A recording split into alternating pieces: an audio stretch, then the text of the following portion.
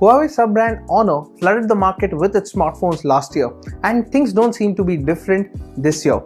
Its first release of 2019, the Honor 10 Lite, packs in the newer Kirin 710 SoC, has a big display and a small dewdrop notch. What is interesting is that it is priced in a hot segment where manufacturers are currently exchanging blows. Will the Honor 10 Lite deliver the knockout punch? We review to find out.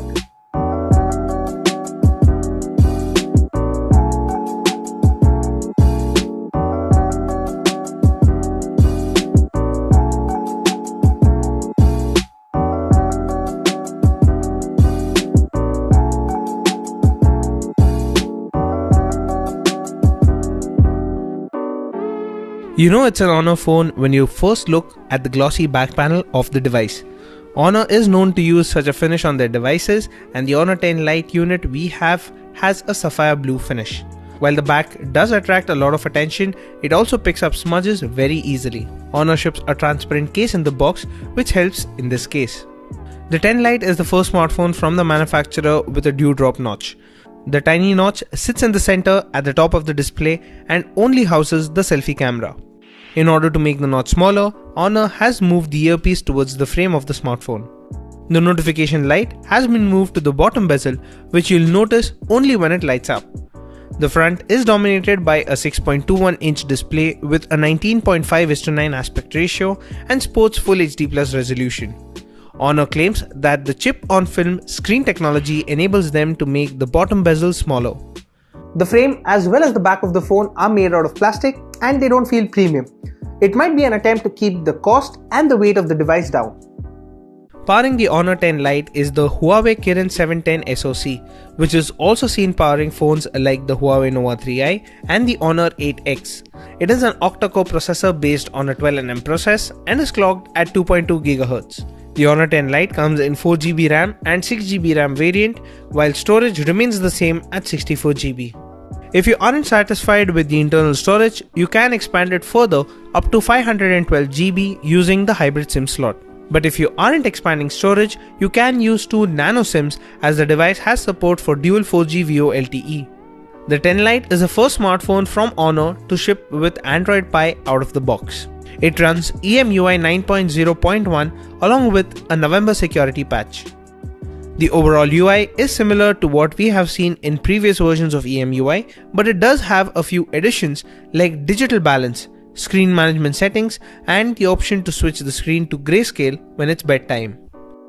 Just like most other recently launched smartphones, you get the option to enable gesture navigation. This hides the standard Android navigation bar and you can swipe to navigate instead. There are other gesture controls like flip to mute and 3-finger screenshot among others. The Kirin 710 is capable of running the day-to-day tasks without breaking into a sweat. Bundled with 4GB of RAM, the chip can deliver a smooth experience during day-to-day use.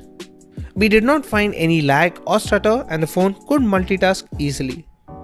During our use, we found the fingerprint scanner to be slow to unlock the smartphone.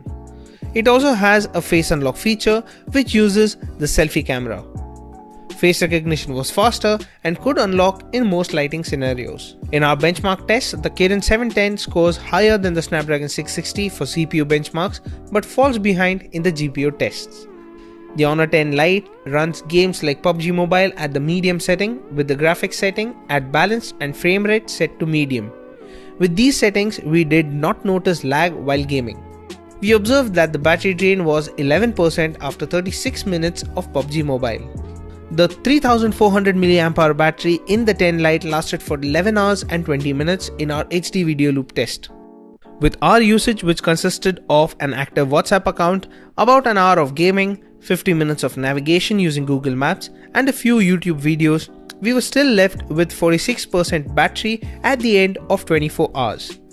Honor does not supply a fast charger in the box, and the bundled 10-watt charger is slow to charge the phone. Honor has gone with a dual camera setup for the 10 Lite consisting of a 13-megapixel primary camera and a 2-megapixel depth sensor. For selfies, you get a 24-megapixel shooter that sits in the notch. The camera software is like what we have seen on other Honor phones, and the camera boasts of AI on both the primary as well as the selfie cameras. There are aperture, night, portrait, panorama, pro and time-lapse modes apart from the usual photo and video modes. HDR is a different mode, but we would have preferred it if it was a quick toggle. High Vision, a feature we had seen on the Huawei Mate 20 Pro, is also available, but its feature set is limited to identifying objects, translating text and the ability to scan QR codes. The Honor 10 Lite is quick to focus and can meter the scene correctly. With the AI mode enabled, the smartphone could detect what it was pointed towards. The output in this mode, however, was too saturated. While the bluer skies and greener grass looks better on the phone's display, it did look artificial. Photos clicked without AI were better in some instances. In landscape shots, the Honor 10 Lite failed to capture details of objects at a distance. Macro shot without the AI mode had better details than the one shot with AI. Portrait mode on the 10 Lite did not deliver a good output. The edge detection wasn't accurate and the phone did not blur out the background completely in a few instances. Low light camera performance is below average. If AI is enabled, it puts the phone to night mode automatically, which keeps the shutter open for longer. This resulted in a blurry shot if the subject moved while clicking. Photos clicked at night did not have noise but had a grainy output and missed out on details. The selfie camera has the beautification mode enabled by default, which will smoothen the image. You can switch it off completely or tweak the level of beautification. It has bokeh mode as well that lets you blur the background. However, it does not let you tweak the level of blur. Video recording maxes out at 1080p for both the primary as well as the selfie camera. You also have the option to record footage at 60 fps with the rear camera. However, it lacks image stabilization, which results in a shaky output.